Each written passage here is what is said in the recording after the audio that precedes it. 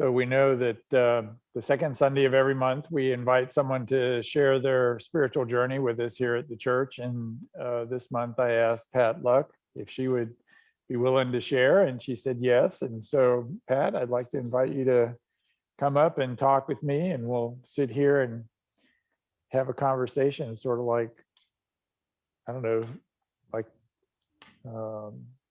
Oprah and her guest or something like that. You want me over here? No, Over you here, can sit okay. there. And there's water if you need it. Thank you. And first of all, thank you for agreeing to do this. It's not always easy to get in front of the camera and look up at the screen and figure out who we're talking to. Yeah, So- well, since it was you, it was easy to say yes, but Okay, good. So part of this is for me to get to know you, but what I find interesting is that there are so many people in the church that find out something new about different members.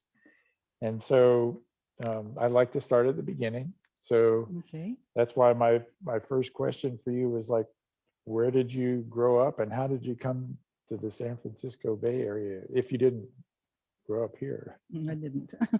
California, though. California. Let's see, I was born in Modesto, and my dad had a job that required him to travel quite a bit. And so we had many places in the San Joaquin Valley where we lived, Sacramento, Visalia, and then Hollister and Capitola and a lot of different places. But yeah, I grew up mostly in Visalia, and let's see. After that, I met Kurt, and we were in a physiology lab together. He was my lab partner. Okay. And so that was the reason I came to the Bay Area, because he was going to school here. Okay. And that got me this far. From there all the way to here. Huh? Right. Right. So when you were moving from place to place in the Central Valley of California, you know, what was it like? What kind of spiritual life did your family have, or what traditions were they part of as you were growing up? I was trying to remember when this happened, but I was the first one to go to church, and I was about 6. Mhm. And it was an Episcopal church. And I think my mother liked the fact that they were kind of an elite bunch. And Okay. so we became Episcopalian, and I grew up Episcopalian after that. So what was the next question? Yeah, so that actually kind of mirrors part of mine, because I grew up in the Episcopal Mhm. church as well. Did you go through the confirmation and all that kind of stuff? Yeah, Yeah. I was even Gabriel in the Christmas play. Okay, good. So just moving from the Episcopal Church to the UCC is one thing, but that's sort of the exterior look at things. But what Mhm. would you say is maybe not the biggest or one of the biggest changes that you think about in your own spiritual life over that time? Like what change occurred for you that sort of made a difference along the way? Well, one of the big things that affected both of us actually, but really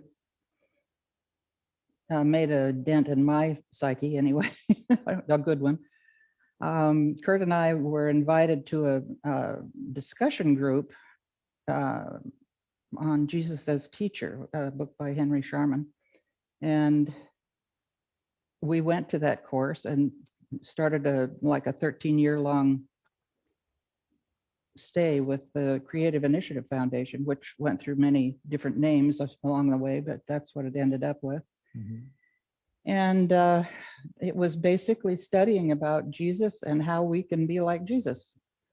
As distinct from this God-like Jesus, more of a Right. teacher kind of Yes. Jesus. Yeah. So I never did quite buy the God-like Jesus. Yeah, I know. I had trouble with that Nicene Creed, when I was Yeah. 19. think that prevented me from entering the ministry Yeah. maybe 30 years before.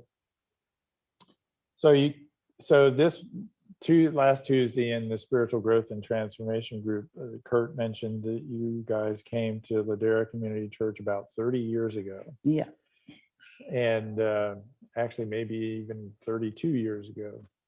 And so I was wondering if you might describe some of the differences that you see or have experienced between church at Ladera 30 years ago and church at Ladera today. And when I sent you the questions, I said the good and the difficult. So if there's anything that stands out on the good side or the bad side. Oh, there's a lot of people who aren't around anymore. Yeah. And they were the ones that probably got us here, that made us stay anyway. And then, things have sort of morphed along, but we did have some difficult times, especially having to ask a pastor to leave. That was really hard and hard on the church, and we got a bad reputation out of it. And Okay. And he had cancer at the time, so that was extremely difficult. Right. He was a good man, but he wasn't working for us anyway. Right. I don't know what else to say about this, but there were quite a few good people working on that, and with good intentions. Yeah, that's one of the tough things about church life is sometimes there's a good fit, sometimes there's not. Yeah. Sometimes life happens along the way, and things change. And I think that's somehow the way we deal with that says something about us, doesn't it? I think so. Yeah. And I think about us now, we've got still changes with this past year and a half of the pandemic, and how do we do things different? And how do we live with so much ambiguity? I don't have the answer to that. I'm just kind of No, I don't throwing out. either. Being ambiguous myself, I Yeah. really don't. So right now, what are the places for you? Maybe they're different during the pandemic and maybe not, but where are you finding meaning in your life? Or what are the things that you return to sort of connect to that deeper part of yourself? No, I suppose it's kind of a meditation. I'm even with the pandemic, I'm alone a lot anyway, but this was a deeper experience for me. And just being in my yard, sitting out on the deck and watching the birds and the flowers and things grow and making, potting things. And I find some meaning in that. Certainly, I find meaning in resolving difficulties, conflict, that kind of thing. Making things right. And I remember you've had some interesting experiences, like you guys were on a cruise when the pandemic started and returned. Yeah, most everybody's heard my story, I suppose, but we came back from Brazil the day they shut down all the airports. So we were very sparsely filled plane, and we were wondering if we were even going to get back to San Francisco, but it did. It fulfilled its course. Yeah, one of the last ones back in. Yep. Okay. And then you came home to a situation where you had to have some isolation in your home too. Right. Our granddaughter had been staying at our house studying for medical exams, and she got COVID, went on a flight, or probably back at home in Idaho, and brought it home with her. So we blocked off the hall, and she had a bathroom and a bedroom, and we'd take her food out to the porch, and she'd come around and get it. And she never got terribly sick, although she did faint once. And it took her a long time to get over it. And But- even now she says she has lung problems, Yeah, although she pushes herself really hard. yeah. Um, But Just- you guys were able to navigate that successfully. I mean, that was Yeah, that was it was fairly probably successful. a lot of hard work and a lot of discipline to go with that. Yeah. So I asked you about the deeper things that, kind of have the deeper meaning for you. And you kind of mentioned some of the things that you do each day. And that was one of my questions, like the things that you look forward to. And I know that your family Mhm. is important to you in that way as well. Yeah. Any other things that you would add to that list of the flowers and the yard and the meditation, or is that, Well, I was really disappointed when we had to quit choir. well, Really. I mean, that's one of my favorite things. yeah, But yeah, music is a big deal. I guess we survived pretty much because we had family come off and on. We didn't have Christmas. We had our 2 granddaughters with us, and that was it. Nobody else could come. And I think they were vaccinated by that time, but in any case, mhm, they stayed with us. right. And one of the things that I um, came across this week, I was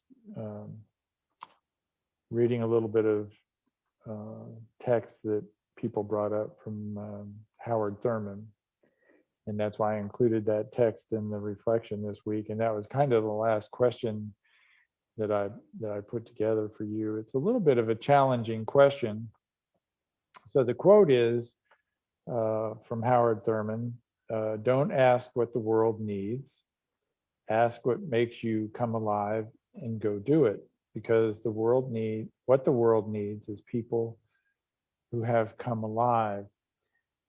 And I think the part of that interests me is we're so much a culture of do what you should, or Mhm. to be a certain way, and this kind of turns that around a little bit to a different Yeah. kind of approach or a feeling to what we do. And I think it kind of assumes that we'll take care of all the right things if we do that.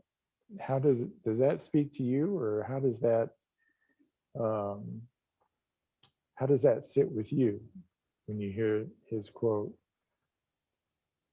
What I think about that makes me come alive, kind of a strange thing. Um, when we moved to Redwood City 30 plus years ago, we had an aunt at that time who lived in Palo Alto, and she got me interested in art and painting. And she gave me lessons herself, and then showed me how to contact this woman that she had for a teacher. And it was wonderful. I painted probably for 20 of those years, really enjoying it. And the part that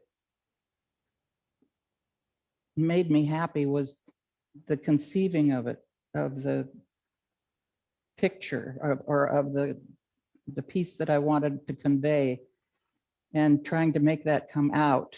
So it was more of a kind of like a spiritual thing. I used to write poetry too. I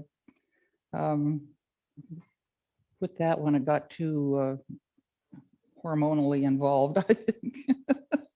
I couldn't quite figure out where it was coming from. So anyway, I haven't written or painted for probably 5 years, but I wouldn't mind going back to painting or even Mhm. poetry writing. But I remember when I first came to the church, I had a meeting, I think it was with you and Kurt and Dolly and Bill Verplank, and maybe Holly Kennedy might have been there, and we looked at the things the hangings oh yeah, yeah. that were painted in the Mhm. church and everything. And We don't have any up now. I know, I was just thinking that we should have those up. And one of the things that's really hard right now is with the pandemic, our worship committee or our worship team is kind of diffuse. Mhm. And that also means that we haven't been paying as much attention to the art and Yeah. stuff like Yeah. that. So I'm in need of that help if you're, Well, you're I'm willing willing. to help. I'm not very physically able to, like, I'd love to get that bird back up in the air. get some of the art that was done or back up on the panels in the Yeah, back yeah. and things like that. Adds something to the service. Yeah, and I'm thinking you must have been participating in Mhm. the painting of those things. Mhm. And I wonder if there's a possibility that we might even consider some new art. I for think those that'd be things. great. Yeah. Yeah. Well, see, being somewhat of a poet myself, I'm Mhm. glad to hear that you're a poet. and when inspiration strikes, it's a really, I'll it send you does one make of you my come poems. alive. See Yeah, what that'd you be think. great. I would appreciate Okay. hearing that, seeing it and hearing it. And thank you so much for being here with You're me. welcome. And Thank you for asking me. yeah, and I hope that we have the choir going again Me soon. too. Thank you. Eric and Sam, the guidelines have been kind of ambiguous, and we chose a little more strict approach coming in, but maybe we can figure out a way to still sing Yeah. as we go forward. So thank you so Okay. much, and appreciate Thank you. it.